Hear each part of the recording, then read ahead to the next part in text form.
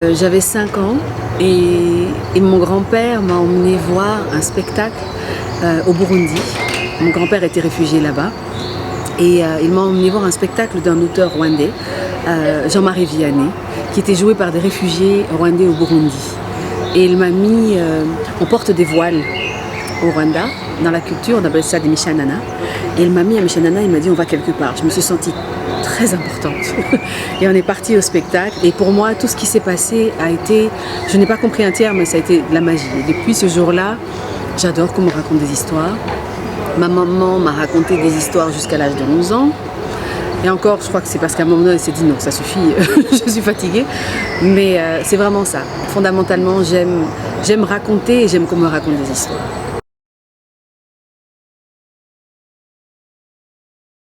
Ishio, d'abord ça veut dire l'enclos, le troupeau. Nous sommes 8 femmes à avoir imaginé cette organisation-là.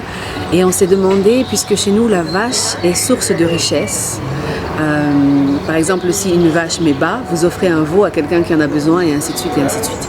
Donc l'idée de la transmission, l'idée de voir comment est-ce qu'on peut se nourrir les uns les autres culturellement et artistiquement, c'est ça qui est au cœur du projet. Et faire en sorte que la culture soit accessible à tous. Et donc ça fait à peu près presque 15 ans qu'on existe maintenant. Une fille de poète, une danseuse, une comédienne, une amoureuse des lettres, musicienne, pédagogue, thérapeute, voilà, jusqu'à une juge spécialiste des droits humains. Donc c'est vraiment ça, on a regardé ce qu'on avait en commun, est-ce qu'on avait envie de construire ensemble à la manière dont une femme peut le faire. C'est-à-dire parfois pas frontalement, mais plus en douceur ou par des chemins un peu plus détournés. On a commencé sans lieu, avec un grand camion dans lequel on met des comédiens pour raconter des histoires sur les collines. Et puis ensuite on a eu un lieu pendant pratiquement 4 ans. Et ça nous a permis justement de se faire se croiser des organisations, des artistes. Donc c'est devenu un lieu tout ouvert. Et puis ce lieu malheureusement nous a été repris parce que la ville est en chantier, le Rwanda se reconstruit et tout ça. Et donc on est reparti et sur les routes et dans la rue. On joue dans la rue, on joue dans les maisons des gens. On a un festival de théâtre de maison pour les gens. Dans les écoles, on a des dispositifs qui nous permettent de jouer absolument n'importe où. Avec des gradins arrondis pour les enfants à partir de 3 ans jusqu'à 18 ans. On peut accueillir à peu près 300 enfants et en quelques secondes, on crée le théâtre où que ce soit. Donc ça veut dire que si vous nous dites, voilà, j'aimerais bien accueillir un spectacle chez moi, on vient voir votre salon, on regarde, s'il y a une prise, tant mieux, s'il n'y en a pas, on fera 100. Et on vous met dans la magie de la coproduction. Ça, ce sont des choses qu'on a échangées avec notamment le théâtre de la Poudrerie en France qui fait un travail magnifique dans le 93 à Paris. Et quand on a discuté de ce concept avec eux, on s'est dit mais c'est tellement la réalité du Rwanda ça aussi. S'il n'y a pas de théâtre dans la ville, comment on fait pour que les gens aient envie de théâtre? Parce que parfois on ne sait pas qu'on en a envie ou qu'on pourrait aimer. Alors c'est comme ça qu'on a déployé toute une série de... On est nomades. On est pour toujours nomade en fait. Normalement c'est l'histoire de l'humanité, je sais, mais on est vraiment nomade. On se déplace là où les choses ont besoin d'être racontées. On essaie vraiment de raconter des histoires, et surtout pour les enfants, avec tout ce qu'ils peuvent voir autour d'eux. Donc si ici j'ai de la paille, on va utiliser la paille. Si j'ai un stylo, ce sera du stylo. Si j'ai un pneu, ce sera un pneu, et à partir de ça, on crée. Parce que c'est important pour nous que... Mais un peu comme toutes les histoires, les bonnes histoires, normalement elles se transmettent. Ça veut dire que si je vous raconte une histoire, normalement je la laisse en suspens et vous la continuez. Et on a envie toujours de laisser les histoires un peu en suspens, comme dans Les Enfants d'Amazie, pour que les enfants continuent. Et parfois les enfants font le geste naturellement, alors là on peut poser nos mains et dire alors, comment on continue l'histoire? Et puis c'est parti. Donc voilà, les choses ne se ferment pas, on les ouvre pour les garder ouvertes et ouvertes et ouvertes et ouvertes. Donc c'est un peu ça la scène en tout cas théâtrale au Rwanda actuellement, et dans la sous-région d'ailleurs.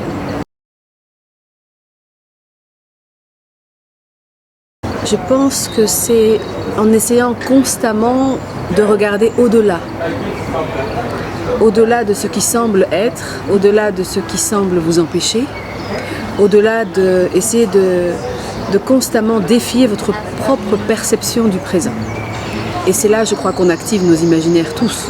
pas simplement les artistes on essaie de le faire le plus souvent possible, mais je pense que c'est ça, c'est de se dire cette fleur est rose, elle a 6 pétales, au-delà d'être rose et d'avoir 6 pétales, qu'est-ce qu'elle a d'autre, qui vient s'y poser, si je l'accueille, comment, sur quel terreau, etc. Et donc d'aller toujours plus loin. Et par rapport aux réalités de la semaine, on m'a posé la question aussi sur les thématiques. Je pense que fondamentalement, c'est un chemin, un voyage qu'on a imaginé avec Benoît Bradel, donc du Festival Passage, et avec l'IFU, de l'espace Bernard-Marie Coltès. C'est qu'est-ce qui sort du terreau, en fait, des pays qu'on a programmés. Donc c'est qu'est-ce qui émerge actuellement, pas hier, pas demain, aujourd'hui. Qu'est-ce qui se récolte? Parce que la récolte, normalement, c'est chaque année. Bientôt, le mois prochain, on sera dans ce qu'on appelle Umuganura, donc c'est la saison des récoltes. Donc, qu'est-ce qu'on a semé? Qu'est-ce qui a poussé? Qu'est-ce qui n'a pas poussé et pourquoi? Et qu'est-ce qui, après, va servir à nourrir d'autres? C'est ça. Et pour moi, c'est ça, les saisons. Alors, on a des récoltes, parfois, et des réalités qui sont moins fertiles que d'autres. Mais ça ne veut pas dire que c'est un état de fête et permanent. Et c'est ça que j'aime dans les arts de la scène et dans le théâtre en particulier, c'est que c'est éphémère peut-être, ça se vit intensément, mais ça ne fige pas les choses. Et on n'est pas dans la permanence des choses. On est dans leur évocation, on est dans leur caractère parfois futile, court, mais terriblement réel. Et c'est ça que j'aime dans le théâtre, en fait, beaucoup.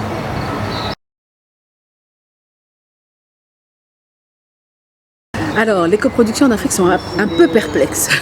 Ça dépend des saisons des pluies ou pas. Ça dépend des saisons politiques, élections, pas élections. Ça dépend des moyens économiques. Donc ici, dans le cadre des Enfants d'Amazie, surtout, on s'est donné rendez-vous à peu près tous les 4 mois. Avec des comédiens du Burundi qui peuvent venir en voiture, des comédiens de Goma qui montent en bus, comédiens du Kenya qui prend pendant 48 heures le bus pour arriver au Rwanda, et tous ensemble pendant 2 semaines, tous les 4 mois, parce que ça on s'est dit c'est possible à gérer. Et on fait confiance au temps. Puisqu'on a des moyens économiques moins importants que d'autres régions, comme ici ou comme en Suisse ou ailleurs, on doit organiser notre temps de rencontre différemment. Et c'est bien. C'est bien parce que tout d'un coup, ça permet de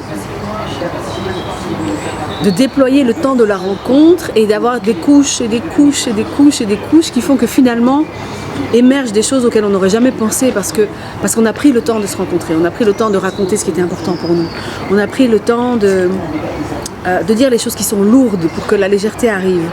On a pris le temps de remettre en cause des choses qui nous paraissaient importantes et puis finalement elles ne le sont plus tellement. Et ça, c'est les enjeux de la coproduction en Afrique pour l'instant, ils sont à cet endroit-là. Donc il faut d'abord une envie et un désir énorme. Parce que c'est pas facile. Mais quand je vois par exemple les jeunes artistes avec lesquels on travaille, mais c'est génial, je veux dire, la volonté elle est là. Vous dites à Kento, on va répéter, il prend le bus pendant 48 heures pour venir répéter, et ici, je ne suis pas sûre que ça se passe. Donc l'envie, elle est là, la générosité des gens, elle est là, elle est réelle. Il n'y a pas de barrière mentale, il n'y a pas de barrière culturelle. Comme la plupart des jeunes artistes parlent 3, 4, 5 langues, on en rajoute une 6e, pourquoi pas. Même si on dit aujourd'hui on va parler allemand, ok, ça sonne comment? Donc il y a énormément de possibilités. Le champ des possibles, il est vaste, il est énorme. C'est un continent palpitant, terriblement dynamique, très jeune dans sa population, très ancien dans ses cultures. Et je pense que c'est un mix assez... Moi j'adore en tout cas. Voilà, je fais partie des aînés en Afrique. Maintenant nous on est les tantines, on est les vieux comme on dit. Mais regarder ça, se déployer et pouvoir potentiellement y contribuer, c'est cadeau. C'est vraiment cadeau. On a, à partir de ce soir, on a We Call It Love, donc c'est un texte de Felwine Sarr, son premier texte de théâtre, qui est un spectacle de théâtre à la fois philosophique et musical. On a Murmure, qui est aussi un huis clos entre femmes, femmes à l'écriture, femmes à la mise en scène, femmes au jeu, femmes partout, qui pose la question de qu'est-ce qu'on se transmet de femme à femme, pour le meilleur comme pour le pire, voilà. Et où est-ce que le cercle de femmes existe encore, et quand on fait taire le bruit du monde, est-ce qu'on s'entend encore nous vivre nos cycles de vie qui sont les nôtres, qui ne sont pas ceux des hommes, et où est-ce que la femme en est dans son corps, dans l'humanité, le corps pas simplement violenté, mais le corps qui donne vie et dans la transmission. On a un spectacle de danse aussi contemporaine, hip-hop urbaine avec Agathe Diokam du Cameroun, qui raconte aussi les corps dans l'espace public et les corps des femmes dans l'espace public en Afrique. On a le chef et chef aussi qui raconte aussi la question de l'identité en construction et pourquoi est-ce que mon imaginaire ou ma capacité à m'imaginer moi, elle est limitée si je viens de telle partie du monde ou une autre. Donc c'est vraiment une question sur la représentation, qui suis-je dans le regard de l'autre, est-ce qu'on peut me voir différemment et si je suis conditionnée par le regard de l'autre, quelle est ma capacité transformatrice. On a des concerts avec une artiste qui vient du Somaliland. C'est important parce que d'abord c'est une artiste extraordinaire, mais en plus c'est quand même un pays d'Afrique qui n'est pas reconnu par la communauté internationale. Donc comment vous faites pour exister dans un pays que les gens ne reconnaissent pas, qui n'existe pas politiquement. Et donc quels sont les types, quelles sont les voix, quels sont les textes qui se racontent à ce niveau-là. On a évidemment une rencontre avec Felwine Sarr aussi sur les ateliers de la pensée, donc qui fait le lien entre philosophie, économie, art, sur la question des basculements du monde et de la vulnérabilité. On est assez vulnérable en ce moment. Et on termine la semaine avec un spectacle musical, Congo Jazz Band, qui raconte en fait l'histoire politique du Congo en musique.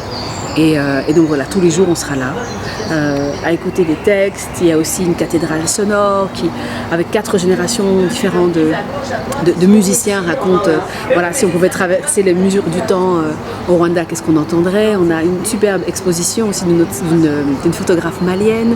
On a une cabine de vidéos qui ont été créées par des jeunes vidéastes de plus de 19 pays d'Afrique aussi, avec des courts extraits sur un thème qui leur a été donné. C'est est-ce qu'on peut mordre la main qui te mange, et avec des regards voilà, croisés là-dessus. Et puis évidemment il y a à manger, il y a à boire et on fait la fête évidemment tous les soirs.